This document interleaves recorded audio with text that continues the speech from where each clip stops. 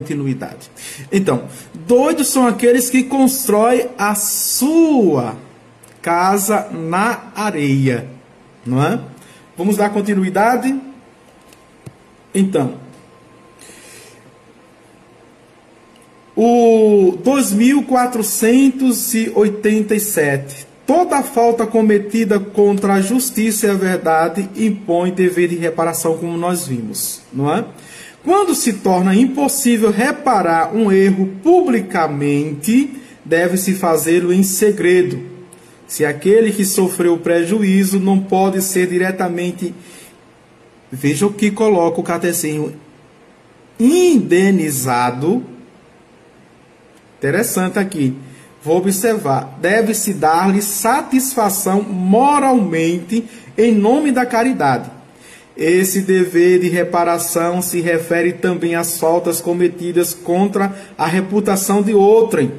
Essa reparação moral e às vezes material será avaliada na proporção do dano causado e obriga em consciência.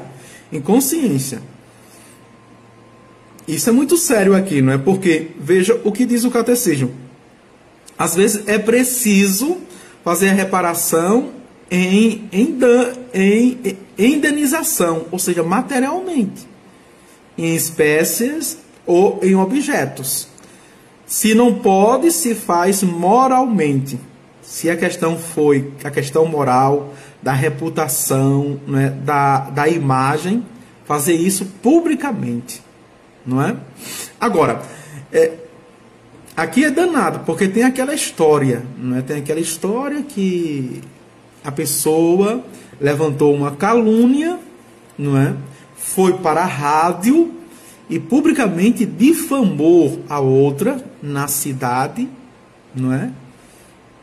Anunciando pelos meios de comunicação, às vezes hoje se bota em Facebook, não é? Nas redes sociais, no Instagram, no TikTok, no YouTube da vida, veja, no WhatsApp se passa, né, e degrida a imagem do outro. Hoje está muito mais problemático do que simplesmente uma rádio, né, um veículo de transmissão. Hoje tem múltiplos veículos. Veja, mas eu vou terminar a história só para a gente entender, e acredito que você já ouviu a gravidade do que é caluniar, do que é difamar, do que é levantar um falso, do que é mentir, do que é fofocar. Porque isso são pecados mortais. Vejam. E depois que foi dito isso publicamente, não é? Passaram-se alguns dias e publicamente foi visto que a pessoa que foi difamada era inocente. Então, a pessoa que publicou lá no rádio, não é? Teve o mínimo de consciência e foi secretamente se confessar. E disse ao padre, não é? Que pecou mortalmente e o pecado foi esse. O padre disse, pois bem, eu vou lhe dar uma penitência de reparação. Ela muito, né, resignada, a pessoa disse, qualquer penitência.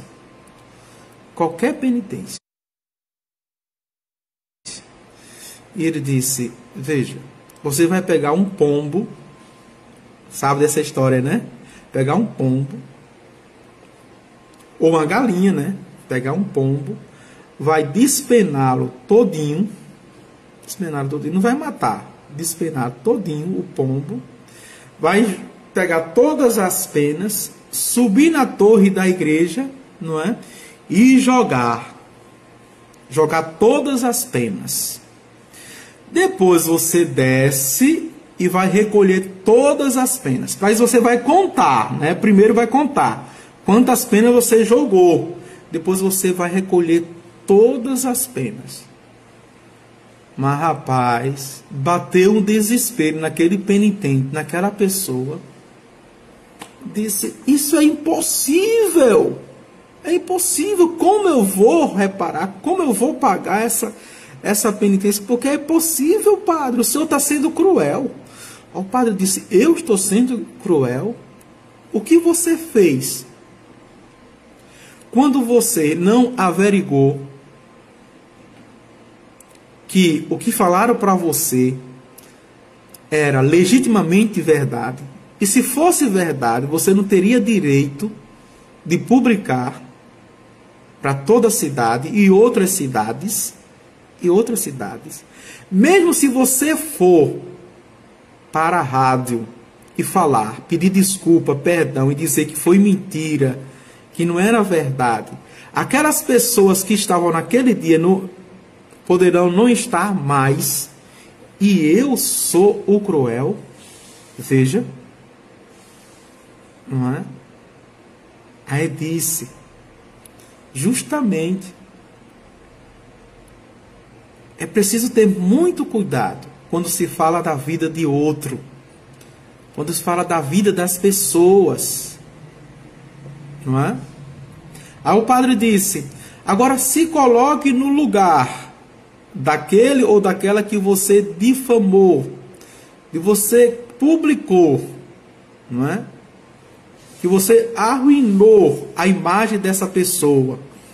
Porque dentre aqueles que souberam, haverão aqueles que vão acreditar na inocência e haverão aqueles que não vão acreditar, dizendo: não, tá vendo, bem que eu desconfiei, bem que eu sabia, ele estava dando sinais, né? Deu uma de santinho, né? Mas a máscara caiu, veja, a casa caiu, sempre. Então isso é muito sério, não é? Obriga a consciência. E o apóstolo Tiago vai dizer que nós seremos julgados pelas nossas obras. E as obras são estas, viu? Muitas vezes as obras são estas. Tem aqui dizendo, deixa eu ver aqui, padre, bom dia, meu nome é José Maria Alves. Padre, eu sou de Ipaussu, estado de São Paulo. Padre, por favor, coloque em oração. Rezaremos, tá certo? Rezaremos. Ele faz um texto aqui enorme que não dá para ler neste momento, mas rezaremos. Tá bem? Vamos agora, não é? Porque estamos 8 minutos, caiu a primeira live. Então vamos agora para o quarto inciso. Vou ver que eu faço o quarto inciso e vou ver se não cai esta live, tá bem? O quarto inciso é o respeito à verdade. O respeito, que é a partir do número 2488. O direito à comunicação da verdade não é incondicional. Cada um deve conformar sua vida com o preceito evangélico do amor fraterno. Olha aí, o Papa Francisco escreveu uma carta encíclica chamada Fratello Tutti, não é? Somos todos irmãos, tutti todos, fratello, não é o fratelli, irmãos. Este requer nas situações concretas que se avalie se é conveniente ou não revelar a verdade àquele que a pede, por caridade, certo? Aqui é interessante o respeito à verdade, porque tem certas pessoas que não têm estrutura psíquica, não têm maturidade humana para acolher a verdade. Aqui é uma outra dimensão, não tem, porque ela se desestrutura. Então, em nome da caridade, no princípio da justiça, você não vai mentir. Perceba que aqui é diferente da mentira. Nós estávamos no terceiro inciso, as ofensas à verdade, que é a mentira, que é a maior.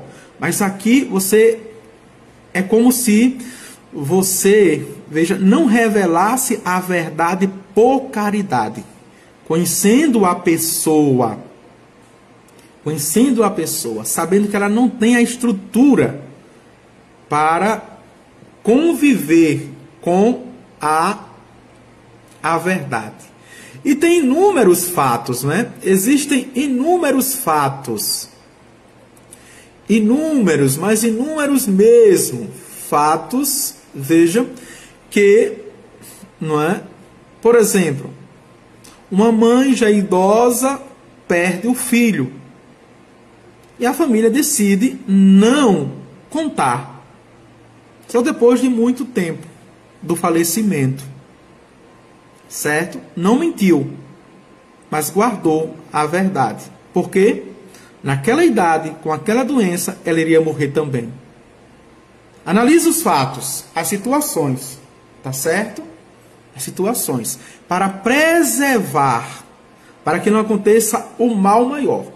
E a teologia moral da igreja diz, diante do mal maior, se opta pelo menor, que não tem jeito, né? Quando não tem jeito. Vamos ver, 2489, a caridade e o respeito à verdade deve ditar a resposta a todo pedido de informação ou de comunicação. O bem e a segurança do outro, o respeito à vida privada, o bem comum são razões suficientes para se calar aquilo que não deve ser conhecido ou para se usar uma linguagem discreta. O dever de evitar o escândalo impõe muitas vezes uma estrita discrição.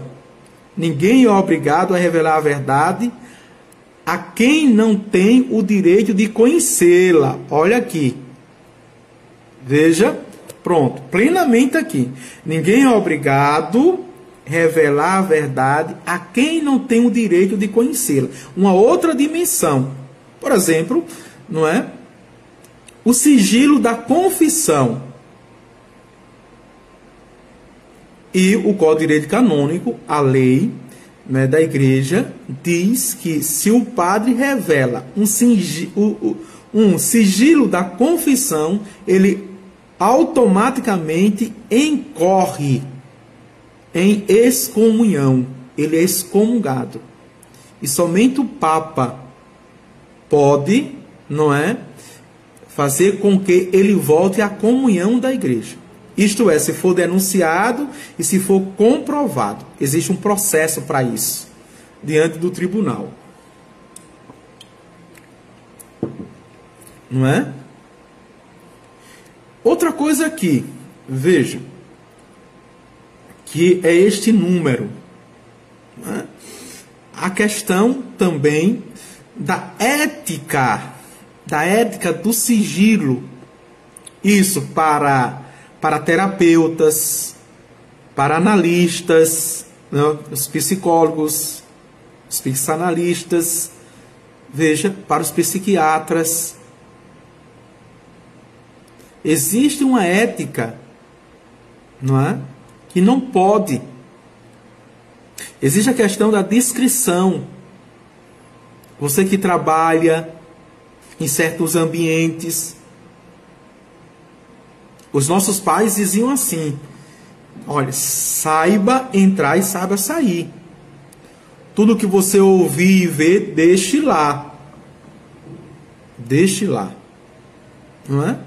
A discrição é a ética. Existe uma ética. Não pode estar. Porque hoje as pessoas, os fofoqueiros, não é? Que tem o vício da fofoca e da difamação, eles dizem assim: não, mas foi verdade. Aconteceu, é um fato. E se acha no direito de publicar aquilo que não lhe pertence, de falar. E o Catecismo da Igreja Católica diz, quero repetir, ninguém é obrigado a revelar a verdade a quem não tem o direito de conhecê-la. Isso está para as operadoras, não é? A Oi, a Claro, a TIM, as operadoras. Se você, não é, liga, que número é esse? Não, não tem obrigação. Você é o dono do número, você comprou o chip, veja, as revelações não podem. Não podem. Vamos ver 2490. E aqui fala agora, viu, daquilo que eu falei. O sigilo do sacramento da reconciliação, da penitência e da confissão, é sagrado. É sagrado. E não pode ser traído sob nenhum pretexto. Aqui é geral, nenhum pretexto. O sigilo sacramental é inviolável. Por isso, não é lícito ao confessor revelar o penitente com palavras ou de qualquer outro modo, por nenhuma causa. Aqui é importante. É o Código de Direito Canônico, número 983, inciso 1. É lei da igreja. Incor. Isso está para sigilo, isso está para segredo profissionais. Né? Vou falar agora um segredo profissional, que eu já expliquei agora, né? Eu tenho a vocação de antecipar as coisas. Então, só ler.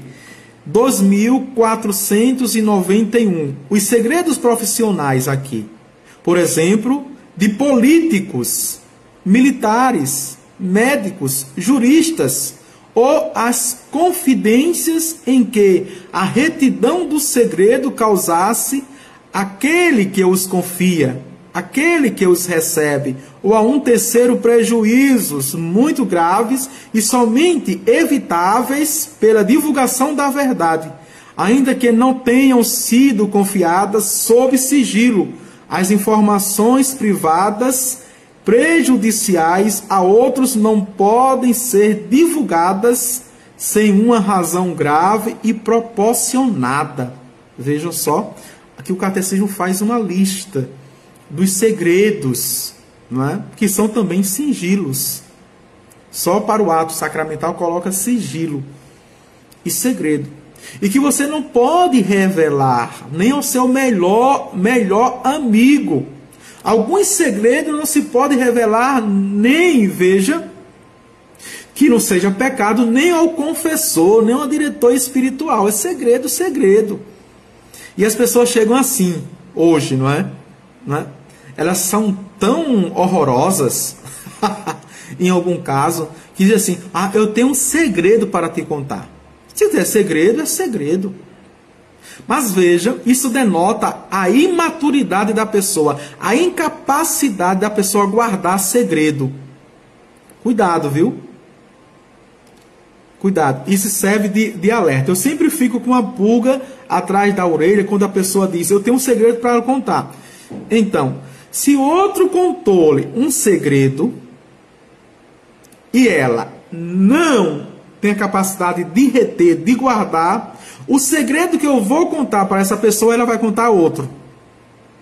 Porque é uma questão humana da pessoa. Questão humana da pessoa. De desordem, de imaturidade. Então, cuidado para quem você está contando os seus segredos. Sejam pessoais, não é? Ou de outrem, ou de outras pessoas. Aqui, cuidado, não é? 2492. Cada um deve manter a justa reserva, olha, acerca da vida privada das pessoas. Acerca da vida privada das pessoas. Os responsáveis pela comunicação devem manter uma justa proporção entre as exigências do bem comum e o respeito dos direitos particulares.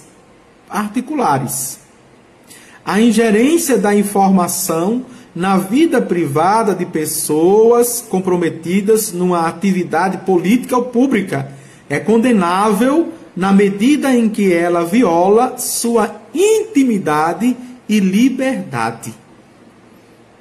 Diz aqui, é inviolável. Não pode. Não pode. Sobretudo aqueles que têm cargos públicos, não é? Porque toda pessoa pública incorre em quê? Em escândalo. E é preciso evitar o escândalo, porque não cai apenas a pessoa que fez um escândalo, que está envolvido, mas muitas que apostaram nela, muitas que acreditaram nela, muitas que de fato foram atraídas, conquistadas por ela.